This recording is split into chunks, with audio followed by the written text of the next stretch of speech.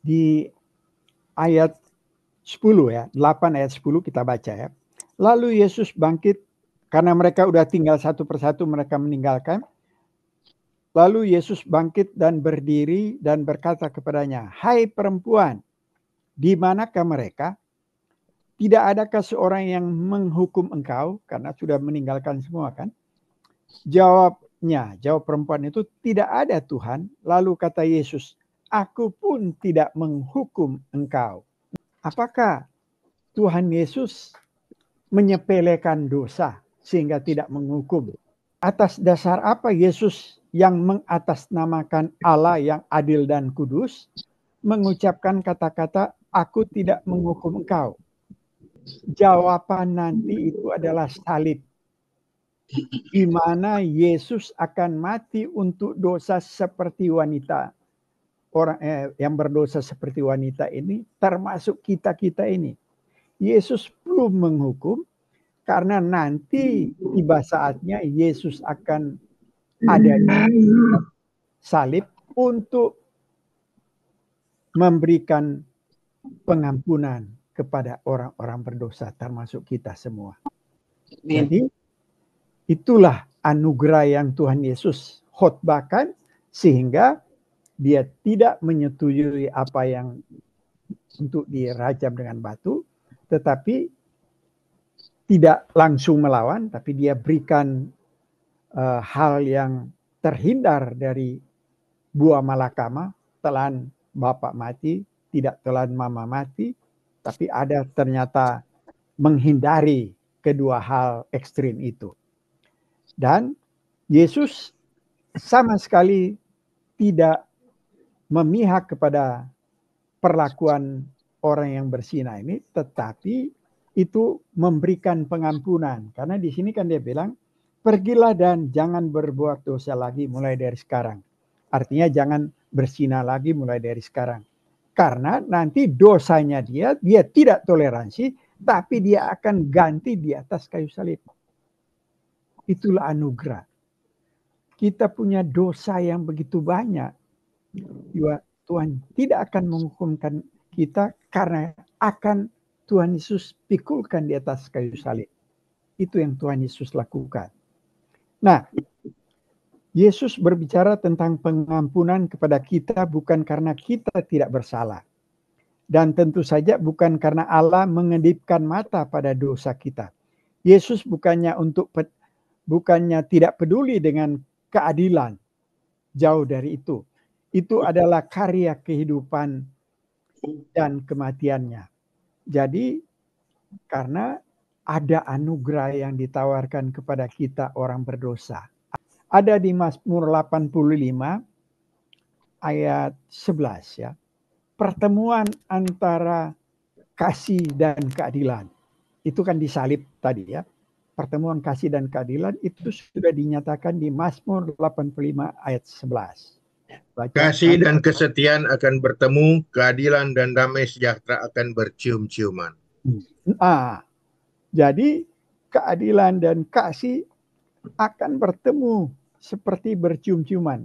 Ada orang kasih judul dalam bahasa Inggris, Mercy and Justice Kiss. Jadi berciuman.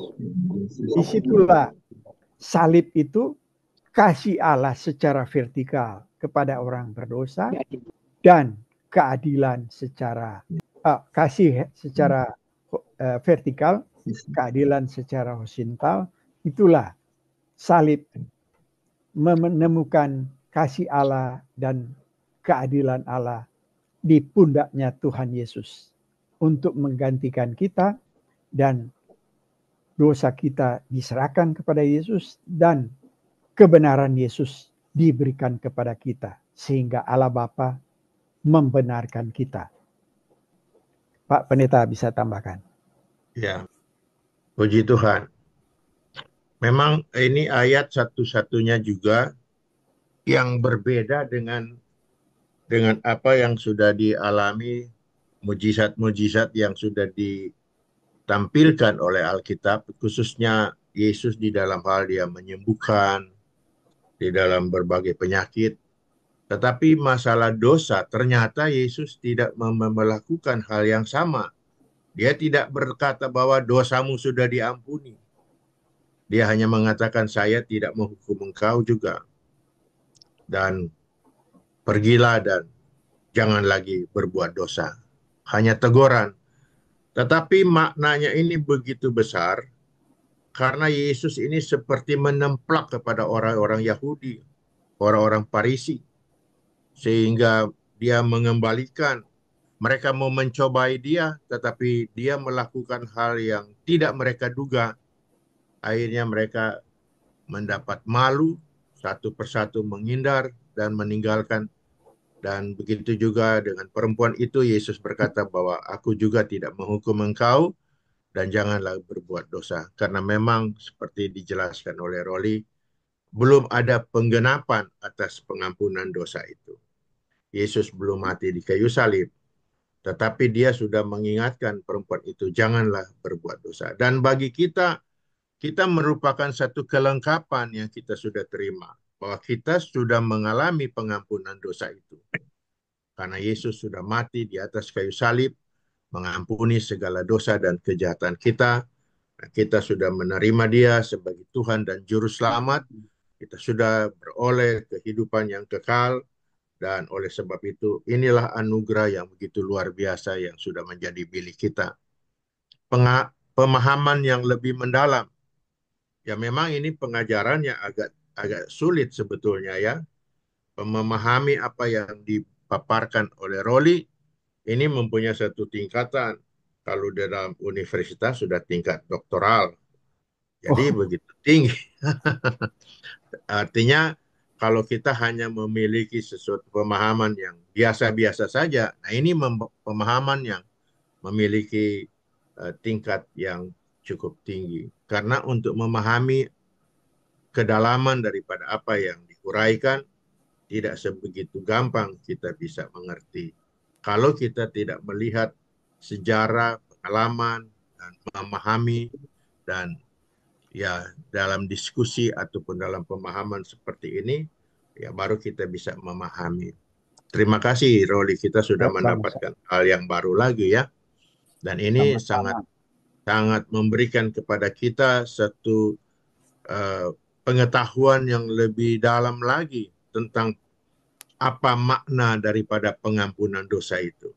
Bahwa memang melalui Yohanes ini belum selesai tugas Yesus. Jadi dia masih menahan untuk tidak semena-mena karena dia Tuhan. Bisa saja kan dia berkata, pergilah engkau, dosamu sudah diampuni. Tapi dia tahu bahwa belum bisa dia lakukan itu. Karena belum ada penggenapan. Belum dia disalibkan. Dia tahu bahwa ada masa di mana orang akan dihukum. Oleh sebab itu, terima kasih banyak. Kita melihat ini sesuatu hal yang luar biasa. Pemahaman ini boleh bertambah-tambah, hikmat boleh berlimpah-limpah, sehingga iman dan rohani kita boleh bertumbuh dan menjadi dewasa. Ini maksudnya. Menjadi dewasa, jadi kita sudah tidak lagi minum susu, tapi sudah mendapatkan lagi makanan yang keras. Barangkali begitu saja sementara. Mungkin ada yang lain, silakan. Silakan, ada yang bertanya lain. Ini mengenai Trumpnya bagian ini di ayat 4. Ini dikatakan hanya ini perempuan kedapatan berzina. Tetapi pertanyaannya adalah kenapa laki-laki nggak dicari ke? Oh, kenapa dia cuma perempuan yang disalahkan, laki-laki nggak? Gimana tuh? Ya, memang di sini ada hal yang licik ya dari para ahli Taurat dan orang-orang Farisi, karena mereka ya namanya di zaman itu kan patriark yang diutamakan laki ya, perempuan itu dianggap second class, sehingga perempuan ini tidak ditulis namanya juga kan, perempuan aja. Nah, itu sebabnya ada kelicikan di sini, tapi Tuhan Yesus tidak menekankan itu. Yang dia mau menekankan yang apa yang dia tulis dan apa yang dia katakan, siapa yang tidak berdosa silahkan lempar lebih dahulu. Jadi di dalam perikop ini memang kalau mau dibahas kenapa laki nggak ditampilkan, harusnya adil kan harus laki dan perempuan yang melakukan berarti itu dua kan. orang kan itu. Ya, 2 orang. Jadi satu aja yang Ya. dikorbankan. Tapi di dalam hal ini memang tidak dibahas ya, tetapi kita bisa lihat, oh ini ada ketidakadilan, nah, kelicikan mereka lah ini. Kan tujuan mereka mau menjebak kan. Akhirnya mereka, oh iya juga ya, kita pasti bikin dosa. Tapi diperkuat lagi dengan Yeremia 17 ayat 13 itu, dari 4 tanda yang kita baca, ternyata itu mencakup mereka menolak itu air hidup itu. Dan mereka menolak sih sebenarnya Mesias itu. Karena kenapa? Sebenarnya orang pada zaman itu, Yahudi, sudah tahu Yesus itu sebenarnya sudah ada tanda-tanda Mesias. Karena di pasal 5, orang yang sudah 38 tahun di kolam yang disembuhkan kan, jadi tidak ada selain Mesias yang bisa melakukan itu. Nah, tetapi karena kedegilan hati mereka, ya tidak bisa. Mereka tidak mau. Nah, itu sebabnya ada seorang hamba Tuhan bicara begini. Pengetahuan akan Allah atau pengetahuan akan firman Tuhan itu pertama-tama tidak melalui cara berpikir kita, melalui pikiran kita, tetapi pertama-tama melalui hati. Jadi kalau hati tidak diterangi oleh firman atau dikerjakan oleh Roh Kudus, sepintar-pintarnya orang pasti menyangkal. Seperti orang Farisi, ahli Taurat ini pintarnya luar biasa. Titik koma mereka hafal itu. Itu sebabnya di Matius 23 ayat 2 dan 3 kan Tuhan Yesus bilang, ikuti mereka karena ajaran mereka luar biasa. Tapi jangan ikuti perbuatan mereka. Tapi dengarkan mereka. Dengarkan pengajaran mereka. Karena mereka ahli luar biasa. Orang pintar-pintar kan di dunia ini aja dipimpin oleh mereka kan. Tapi sepintar-pintar orang tidak akan mengerti benar firman Tuhan secara menundukkan diri. Kecuali hati. Jadi firman itu, untuk mengerti firman Tuhan itu harus hati lebih dahulu. Ya. Kalau hati tidak dilahir barukan, tidak mungkin walaupun kita pintar bagaimanapun. Ya. Tapi yang membayar pajak lebih kompleks lagi. Ya. Nah, itu satu waktu kita akan ulang itu. Tondano boleh komentar? Ya, silakan, silakan. Tadi kita kutip dari Pendeta Timi. Ini kuliah kelas berat. Ini kuliah kelas berat. Sambil mendengar ini, kita kita mau kesaksian sedikit. Kita sekarang ini siap-siapin renungan, 1-2 renungan di tangan. Kapan-kapan disuruh buat renungan, udah siap. Hari ini kita sudah bikin 1 renungan dari cerita ini. 80 tahun orang so baca ini cerita, tapi cuman begitu aja. Masuk kuping kiri, keluar kuping kanan, tidak ada mendalamnya. Jadi sebetulnya tadi Pendeta Temi bilang, ini kuliah kelas berat. Jadi saya terima kasih sekali. Sambil batulis sebegini, so bikin 1 renungan pendek, bisa di kebaktian keluarga atau di jam doa. Nggak usah panjang-panjang, tapi ini bermakna sekali ini. Ya, betul. Kita dapat masukkan salah satu dari ini ya. Dia seorang hamba Tuhan yang khusus pergi ke Israel untuk belajar adat istiadat, belajar budaya, belajar bahasa. Dan disinilah dia tulis ya, Understanding Jesus ya. Understanding Jesus, Cultural Insight into the Words and Deeds of Christ. Jadi wawasan budaya tentang perkataan dan perbuatan Yesus.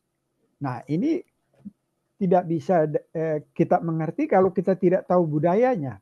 Jadi sebenarnya ada yang kita loncatin di sini ya. Ada yang namanya, kalau Jeba satu waktu Google bisa dapat The Water of Libation Ceremony. Libation tulisnya coba. The Water Libation Ceremony. Itu tradisi di zaman Pondok Daun itu ya, karena sebelum musim hujan, jadi masih kekeringan itu. Nah, selama 7 hari, imam besar itu keluar di bait suci, dia turun berjalan ke kolam Siloam, ya kira-kira 1,2 kilometer. Jadi bait suci, imam besar turun ke kolam Siloam, dia membawa semacam guci begitu, kendi emas 2 untuk mengambil air di kolam Siloam. Nah, kolam Siloam itu karena dari mata air dia mengalir terus. Itu disebut living water. Nah, habis dia ambil 2 itu penuh, dia bawa, baru dia tuangkan di pelataran. Ya, untuk memohon kepada Tuhan supaya nanti diberikan air hidup hujan dan doa air hidup yang kekal nanti. Itu yang tradisi The Water Libation Ceremony. Kalau barang siapa percaya kepadaku, seperti yang dikatakan oleh kitab suci, dari dalam hatinya akan mengalir aliran-aliran hidup. Nah, ini dia. The Water Libation Ceremony, itu bahasa itu Hebrew, was a ritual performed in the second temple in Jerusalem during the Feast of Tabernacle. Nah, itu kan Pondok Daun ya. It was way to ask God for rain during the upcoming season. Jadi karena itu belum musim hujan, mereka mengharapkan karena ada kekeringan di sana. Nah, itu tradisi selama 7 hari perayaan Pondok Daun, khusus imam besar bawa 2 kendi emas itu untuk mengambil air di kolam Siloam, baru bawa menumpahkan. Nah, itu tradisi itu. Baru kalau kita mengerti tradisi itu dengan apa yang Tuhan Yesus katakan, baru kita mengerti. Yang mereka harapkan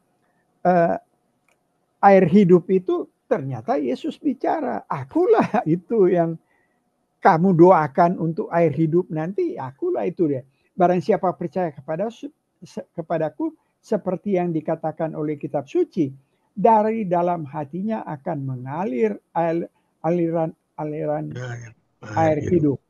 Baru diterangkan di ayat 39 kan, yang dimaksudnya ialah roh yang akan diterima oleh mereka yang percaya kepadanya. Sebab roh itu belum datang karena Yesus belum dimuliakan. Nah,